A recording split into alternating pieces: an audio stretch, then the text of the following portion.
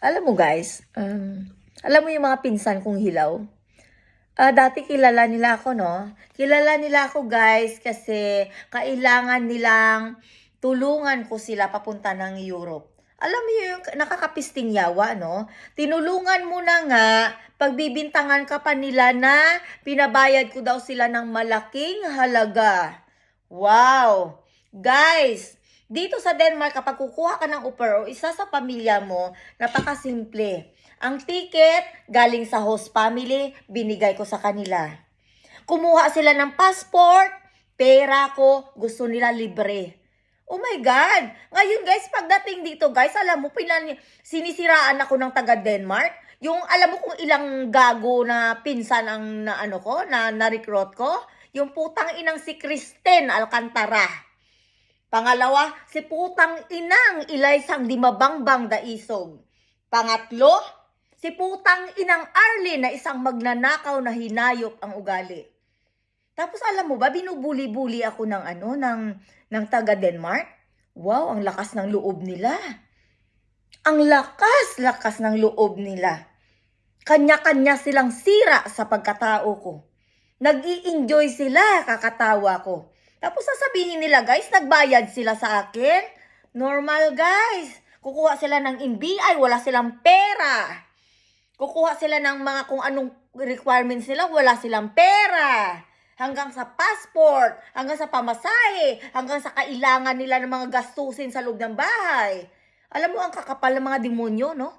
Ang kapal-kapal ng mga apog at tinggil. Yes. Ang kapal-kapal ng mukha. Inaamag. Ang ganda-ganda pa ng tawa nila. Habang binubuli ako ng taga Denmark. Dahil gusto nila ng mas malaking pera. Kaya nila ako sinanla kay Judas. Alam mo guys, sinasadya ko na talaga ngayon i-announce yung mga pangalan nila eh. Para pag kinaladkad nila ako kay Sir Rapi Tulfo, ang saya ng mundo ko. Bakit? Dahil lahat ng bintang nila sa akin ay puro bintang lang at kahihiyan na walang katuturan. Di ba ang kapal ng mga mukha nila, no? Ang kapal-kapal ng mga apog at mukha nila. Hinding-hindi sila guys makakatungtong ng Europe kung hindi dahil sa isang Rohelia na binitbit ko sila dito gamit ang pera ko. Ang kapal ng mukha. Nagbayad daw sila ng pinakamalaking halaga. Pero guys, napakalaki nila. Bakit? Ang ticket na galing sa host family na yon, binili namin ng ticket yon. Pamasahe nila. Pero yung hindi ko maintindihan, parang yata si Catherine ang bumili nun eh.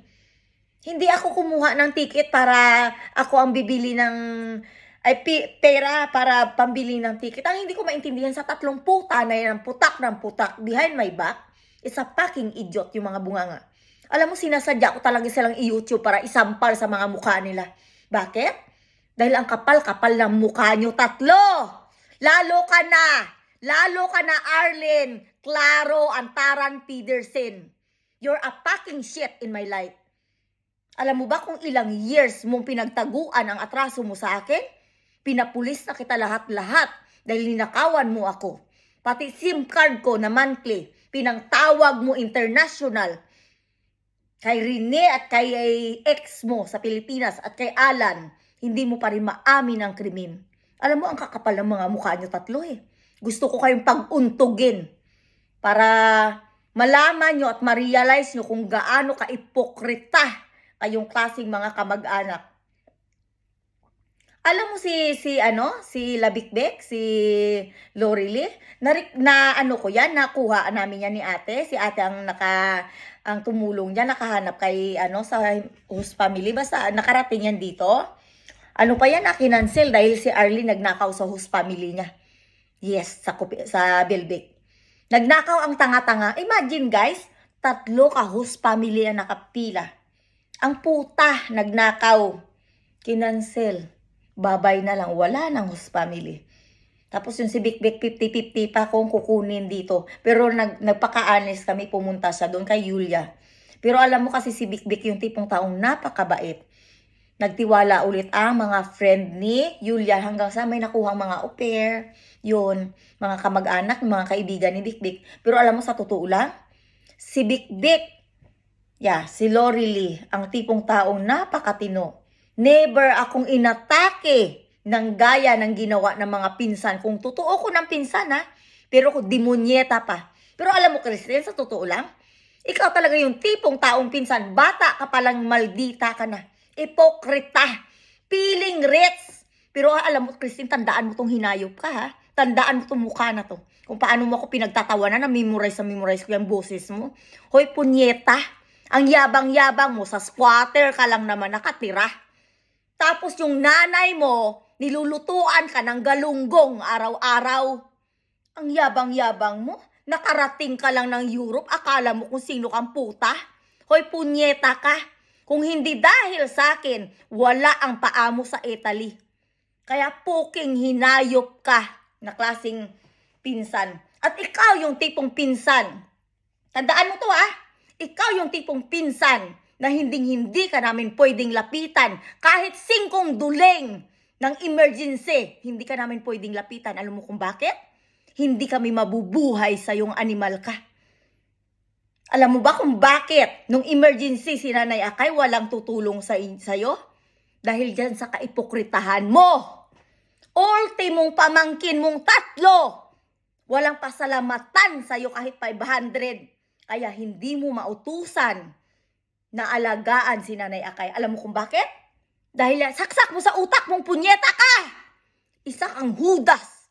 Isa kang impakta na gusto kong barilin ang bunganga. Isa kang impakta na walang kwenta sa mundo. Isa kang impakta na wala kang silbi. Isa kang impakta na ultimong pamangkin mo, pinagbibintangan nyo na nagnakaw ng manggad mo. Hoy, Kristen, alam mo, sa totoo lang, dapat kapag may emergency, ikaw ang nag-aagaw buhay. Imbis na si Nanay Akay. Alam mo kung bakit? Isa kang ipokritang malditang animal ka. Kaya puking ina mong packer. Fuck you. Kristen, fuck you sa inyong 3. Tang ina nyo.